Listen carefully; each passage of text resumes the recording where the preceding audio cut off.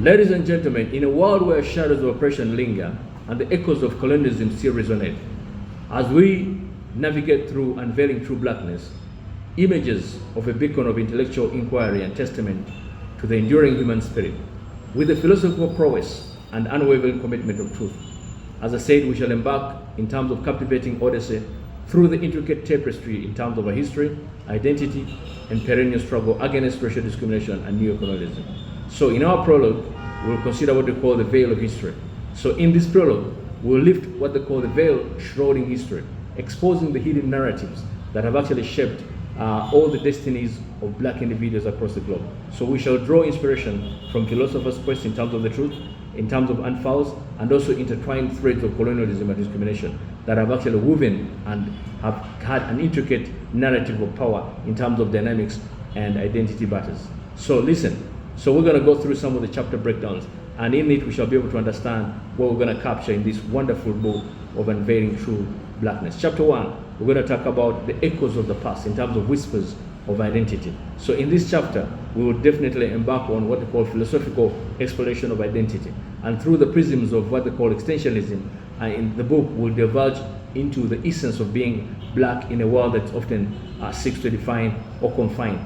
And we shall navigate the labyrinth in terms of the corridors of race and ethnicity. So we'll examine some of the ways in which these constructs both shape and challenge in terms of the individuals for a sense of self. In chapter 2, ladies and gentlemen, we shall talk about what they call the arc of injustice. And what do we mean by that? We shall be stepping into the realm of what they call philosophy or political philosophy. So in this chapter, we'll paint what they call a vivid tableau of the arc of injustice that actually stretches across all our epochs. And we shall draw parallels in terms of contemporary systematic racism and as far as philosophical discourse on what they call social construct in terms of theory. And we shall also invite our readers to contemplate in terms of the fragility of the societal agreements and the imperative redefining in terms of justices or injustices in a world grappling with its past sins. Ladies and gentlemen, in chapter 3, we shall talk about what we call shadows and light. Under that, we shall basically be addressing neo-colonialism in terms of a shadow dance. And with that, we shall talk about, with the precision of what we call the metaphysical inquiry, we'll definitely try to unveil the nuisance of neo-colonialism, and we shall engage in terms of post-colonial theories. We shall expose the intricate dance between the power and exploitation in terms of the modern era. And through vivid antidotes and also historical analysis, we will invite you, our readers, to perceive the subtle orchestration of what they call dominance that perpetuates injustices under the new guises.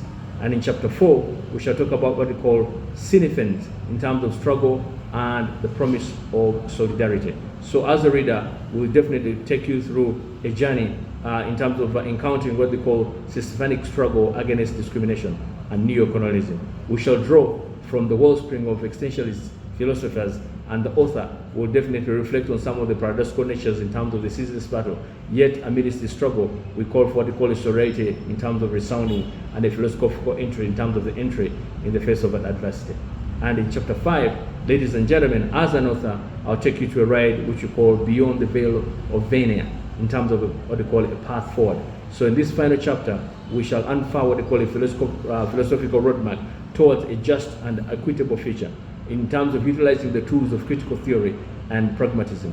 So as an author, I will navigate through the landscapes of what they call actionable change, and in terms of challenging our readers to transcend in terms of the veils of indifference and ignorance, and also daring them to forge a path into what they call true emancipation for all.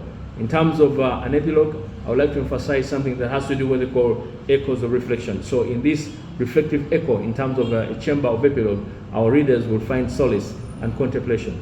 And we shall draw from the philosophical tradition in terms of reflective practice, where we shall invite you to engage into what they call an introspective dialogue, pondering the resonance of narrative in as far as our lives are concerned, and also related to the world at large.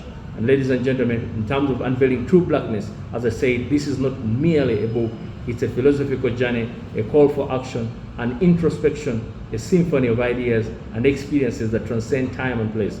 It will challenge you as a reader to question the very fabric of your society, to integrate in your own perception, and to engage in a world through lenses that have sharpened our philosophies and the relating in terms of the pursuit of truth. So with every page in this book, we shall ignite a spark that has actually the power to kindle a flame in terms of change, inspiring what we call a collective reimaging of a world where true blackness is celebrated, when discrimination and neo-colonialism are relegated to the annals of history. Ladies and gentlemen, we're coming from a mouth where one time the black man was referred to as 3/4 of a human being, where some people called him to be less than an ape. So ladies and gentlemen, it's time to disembark this journey and begin a journey that will free our minds and make us what we call 100% a black man, just like any other person, for God and our country. God bless you.